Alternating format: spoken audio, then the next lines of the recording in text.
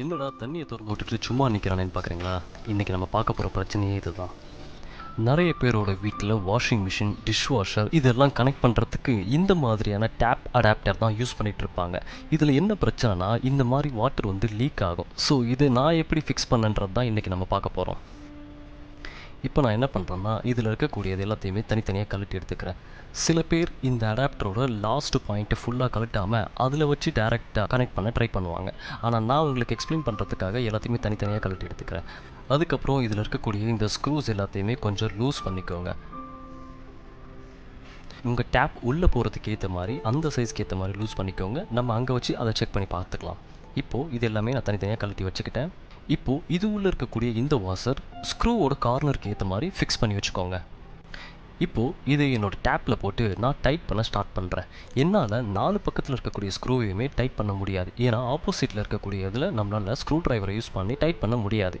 அதனால் நம்ம இருக்கக்கூடிய இந்த 3 சைடில் இருக்கிறத மட்டுமே யூஸ் பண்ணி டைட் பண்ணனா அது ஈஸியாக நமக்கு ஃபிட் ஆகி நின்றுடும்.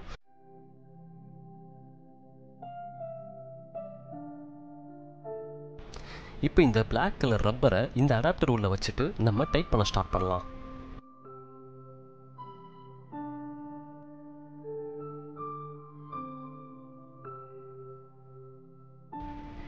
இப்போ நல்லா ஃபுல்லாக டைட் பண்ணதுக்கப்புறம் நம்ம டேப் ஓப்பன் பண்ணி பார்த்தோம்னா இப்போ நமக்கு வாட்டர் லீக்கேஜ் இருக்காது. இதுதான் நம்மளோட வாஷிங் மிஷினோட டியூப். ஸோ இந்த டியூப்பை தான் நம்மளோட டேப்போட இன்சர்ட் பண்ணணும். இதை ஜஸ்ட் நம்ம ப்ரெஸ் பண்ணிவிட்டு அதுக்கப்புறம் இதில் இன்சர்ட் பண்ணோம்னா அது லாக் ஆகிடும். அதுக்கப்புறம் நீங்கள் உங்களோட டேப் ஓப்பன் பண்ணிங்கன்னா வாட்டர் லீக்கேஜே இருக்காது. இங்கே பாருங்கள், நான் ஓப்பன் பண்ணி காட்டுறேன், அதுக்கப்புறம் க்ளோஸ் பண்ணி காட்டுறேன். ஸோ சுத்தமாக நமக்கு அந்த வாட்டர் லீக்கேஜே இல்லை. இதுக்கு முன்னாடி நமக்கு ஹெவியாக வாட்டர் லீக் ஆகிட்டு இருந்துச்சு. இப்போ அந்த வாட்டர் லீக்கேஜ் சுத்தமாக இதில் இல்லவே இல்லை. இந்த டியூப்பை நான் என்னோட டிஷ் வாஷரோட கனெக்ட் பண்ணியிருக்கேன். ஸோ இப்போது நான் அதை ஓப்பன் பண்ணி பார்த்தோம்னா அந்த டியூப் வழியாக டேரெக்டாக வாட்டர் வந்து என்னோட டிஷ் வாஷருக்குள்ளே ஃப்ளோ ஆகுது.